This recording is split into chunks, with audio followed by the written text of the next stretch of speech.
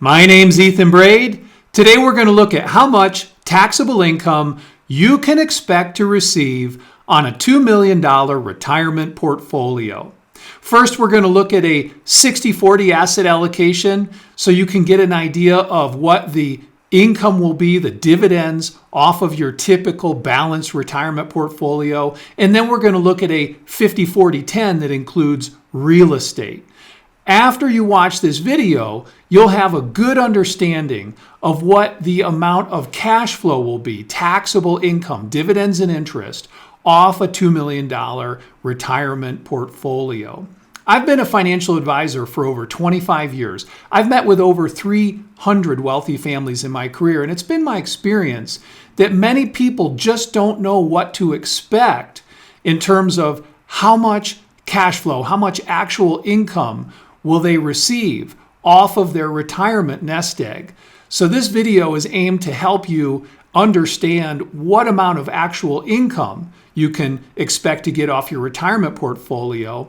I'm also going to show you some spending strategies because it's also been my experience that people don't know how much they can spend in retirement. And if you spend too much, you can run out of money. So after you watch this video, you'll know how much you can spend realistically off your $2 million retirement portfolio and not run out of money. Here's a high-level view of what you can expect in terms of taxable income, actual cash flow on your standard 60-40 balanced retirement portfolio or 50-40-10 balanced retirement portfolio.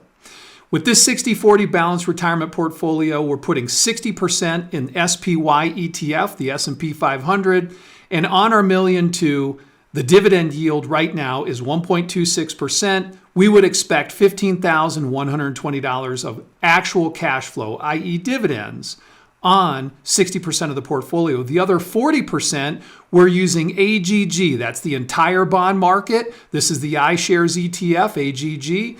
And on the $800,000, the 40% of the portfolio, we have a dividend yield of 3.46, and that's $27,680 in actual cash flow for a total dividend and interest income on the portfolio, i.e. taxable income of $42,800. That's a yield of 2.14% on our $2 million retirement portfolio. If we add REITs into our portfolio, we can get a little bit more total cash flow and yield. In this example, we're adding 10% of the portfolio to the iShares IYR REIT ETF.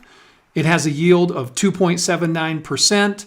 And that will give us $5,580. Ultimately, by going to 50-40-10, 50% S&P 500, 40% bond market, 10% REITs, we have a little bit higher income for our retirement portfolio. Now we're at the point where I think people are shocked.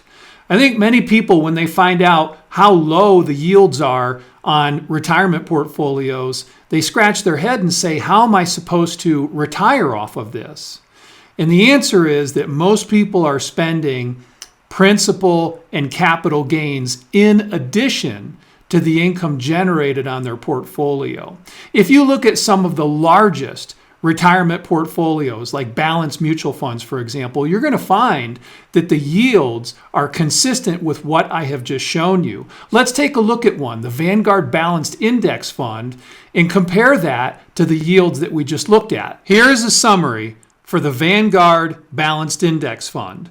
When we look at the fundamentals, we see that the dividend yield is only 1.95%, very close to that 2.14% number that I showed you. Don't be confused by this 4.25% distribution yield.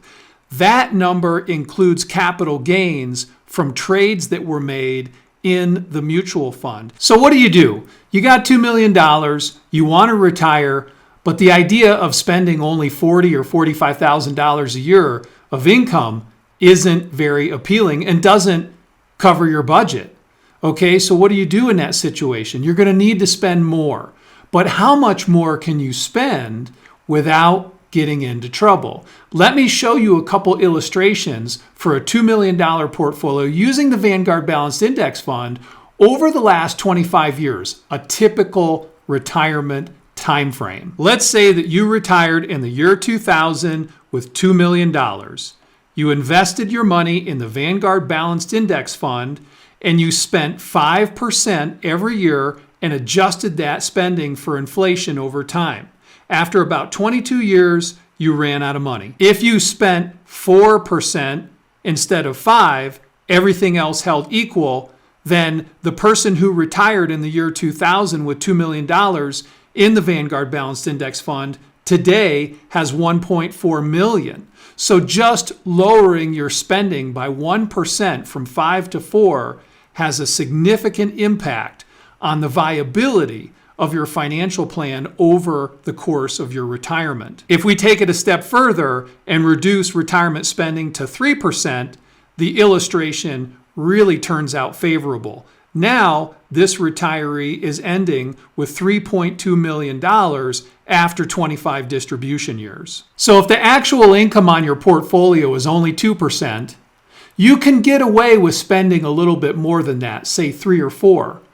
But once you get to 5, you're getting into the danger zone. You want to be cognizant of that. You want to limit the amount that you're spending on your portfolio, your spending strategy, to not much more than the income, the actual income the portfolio produces. Or if you get too aggressive, you can end up running out of money. And I think 4%, the 4% rule that we have all heard about so much, is a good number. Beyond 4%, you run the risk, significant risk, of running out of money before your retirement ends. The stock market has a very easy to identify staircase pattern over the long term. We're looking at the S&P 500 over the last 60 plus years. And you can clearly see that bull markets, the green arrows, eventually end and bear markets set in. There have been 2 major bear markets over the last 60 plus years. You can see that they both were over a decade long. And during a bear market, a protracted bear market for the S&P 500, there will be no return on price. From 2000 to 2013, there was no return for over a decade. It was a very difficult time for retirees. The current bull market has been in place for a long time. We are overdue for a recession.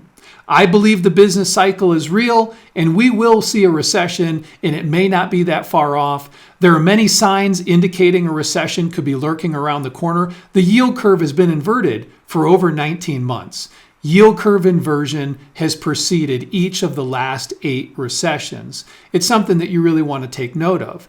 This is important because if you're getting ready to retire, or you are retired, you want to think about how you're going to navigate a serious drop in the investment markets. For example, if we get anything like the 2001 recession or the 2008 recession and corresponding market drops where we were down 49% or 56%, you're going to want to be nimble with your retirement spending strategy. The best thing that you can do is adjust your spending if we're in a recession and you see a significant market drop.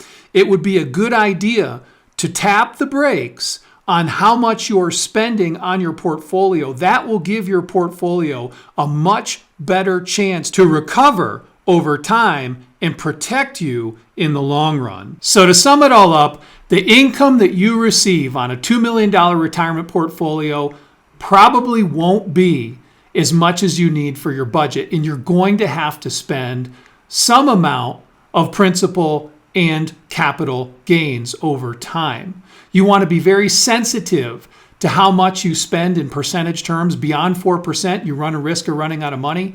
And when we get the next recession and the stock market is down considerably, be ready to adjust your spending strategy so that you can preserve your capital throughout the course of your retirement. I hope this video was helpful. I hope it gets you thinking, helps you better analyze your investments, and overall improve your family's financial plan.